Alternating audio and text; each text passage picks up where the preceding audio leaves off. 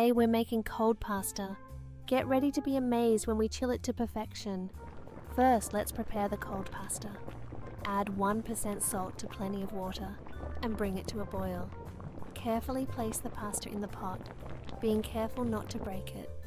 Today we're using thin pasta called capellini. Now meet our star ingredient, frozen tomatoes. These tomatoes were soaked in water for 3 to 4 minutes. It's best to add them to the water just before cooking the pasta.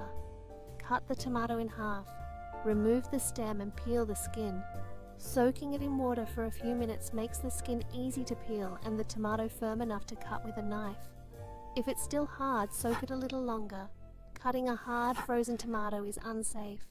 Slice the tomato into 1 centimeter thick slices.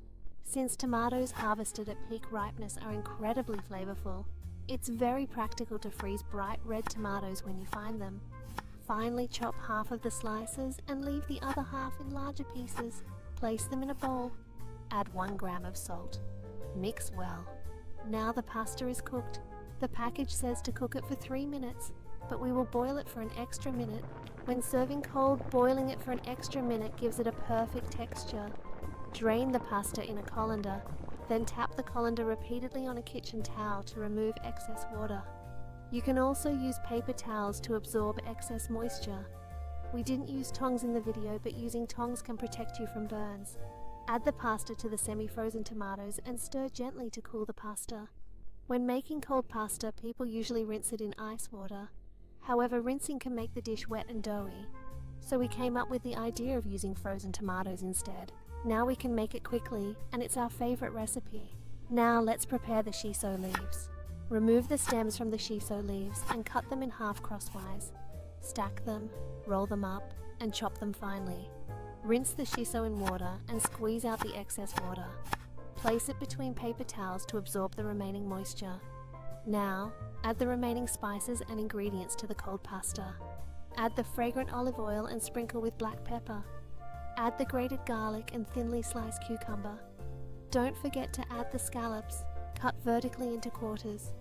You can also make this dish deliciously with other sashimi, raw seafood, instead of scallops. Mix all the ingredients with the pasta using tongs. This is a pasta symphony. Place the pasta on a chilled plate. If you want to use plenty of vegetables, we recommend mixing in sugar snap peas or asparagus boiled in salted water. Garnish with shiso leaves. Sprinkle generously with grated Parmesan cheese. Drizzle with olive oil. Finally, garnish with a lemon wedge. Our delicious cold pasta is now ready. In hot weather, squeeze plenty of lemon juice on top to bring out the flavor and make it even more refreshing. Please give it a try. Plenty of olive oil and fresh garlic made by my childhood friend go perfectly together and are incredibly delicious.